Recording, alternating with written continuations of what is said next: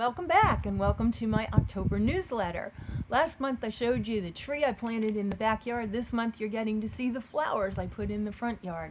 They are beautiful, and when I wake up in the morning and look at them, I'm just so filled with gratitude that they're growing and blooming like crazy, and it really makes me happy and puts me in a joyful spirit, which is where I want to live. Because if I'm living in a negative vibration level, I could be attracting entities. And that's what this month's newsletter is about. An entity, and I've got notes here because I've got some really critical points I want to make, and I don't want to rely on my memory and make sure that I don't miss anything.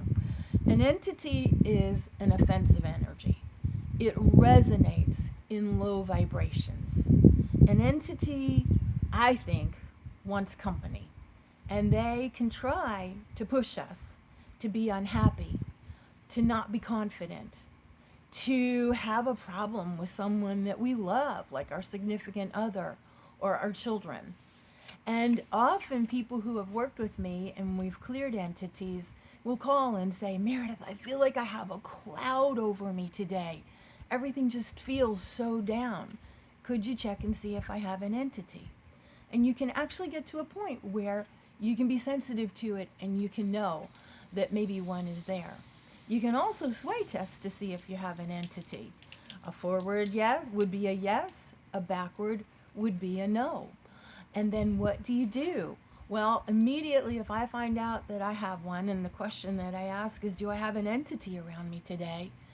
I just quickly say a prayer to my higher power and just ask that he remove it. When I'm working with a client, I use a magnet and I use a very, very specific prayer using the authority that God has given me to remove an entity. But I do know that it works if you just call on the Creator or whatever your higher power is and ask for help.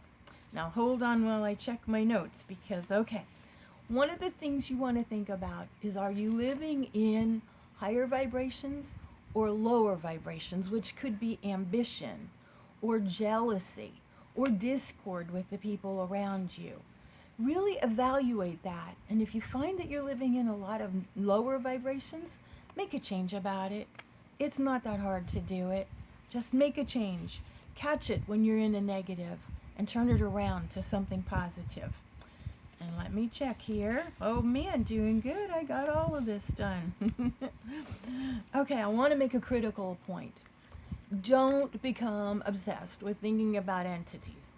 Don't think that everything that happens to you that's negative is an entity. I have actually had people come into work or an office and say, oh my gosh, I got every light red on my way here this morning. I'm definitely under attack. No, you got every light red. Some mornings you get every light green. Some mornings you get every light red. Some mornings you get green and red. That's nothing to do with entities. Entities are simply attracted to you when you're in a lower vibration level, and that's when you are susceptible to a push.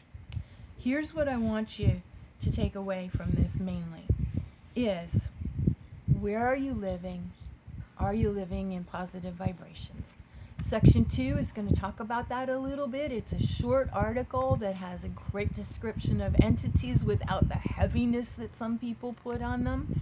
And then section 3 is getting into some Bible verses. If you want more detail about what I've talked to today, just click on the links there and read the passages.